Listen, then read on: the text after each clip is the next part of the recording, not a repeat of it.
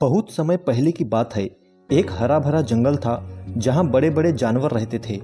उनमें से सबसे ताकतवर था एक गेंडा, जिसे अपनी ताकत पर बहुत घमंड था। वह जंगल में इधर उधर घूमता और कमजोर जानवरों का मजाक उड़ाता।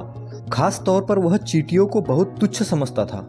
एक दिन गेंडा नदी के किनारे घूम रहा था। तभी उसने एक छोटी सी चींटी को अपने रास्ते में देखा। उसने हंसते हुए कहा, अरे छोटी चींटी, तुम कितनी कमजोर और बेकार हो। तुम्हारी जिंदगी का क्या मतलब? न तुम ताकतवर हो न ही तेज, तुम सिर्फ धूल में रेंगती रहती हो। चींटी मुस्कुराई और विनम्रता से बोली, गेंडा भाई, मेरी ताकत मेरी मेहनत और लगन में है। मैं कमजोर नहीं बल्कि बहुत मेहनती हूँ। गेंडा ठहाका मारकर हंसा, तुम्हारी मेहनत? तुम तो मुझसे इतनी छोटी हो कि मैं गलती से तुम्हें कुचल भी सकता हूँ। तुम्हारी मेहनत का क्या फायदा? चींटी ने कहा, सिर्फ शारीरिक ताकत ही असली शक्ति नहीं होती। सही समय पर सही प्रयास करने वाला ही सच्चा विजेता होता है।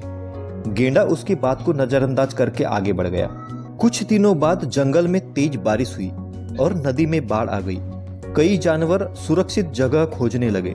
गेंडा भी अपने लिए सूखी जगह ढूंढने लगा, लेकिन उसका भारी शरीर कीचड़ में फंस गया।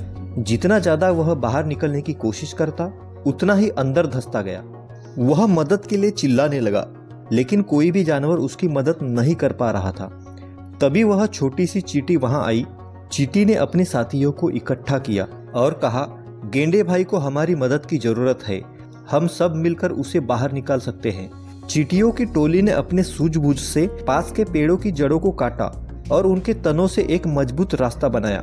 फिर उन्होंने बड़े जानवरों को आवाज लगाई और मिलकर गेंडे को धीरे धीरे बाहर निकाल लिया।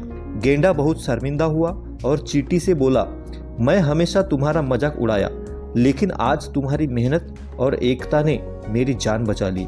अब मुझे समझ आ गया कि असली ताकत शरीर में नहीं बल्कि बुद्धि, धैर्य और मेहनत में होती है। उस दिन से गेंडा विनम्र हो गया और छोटे जानवरों का सम्मान करने लगा। यह कहानी हमें सिखाती है कि ताकत से ज्यादा महत्वपूर्ण बुद्धि, धैर्य और एकता होती है। मेहनती व्यक्ति कभी कमजोर नहीं होता, चाहे वह कितना ही छोटा क्यों न हो।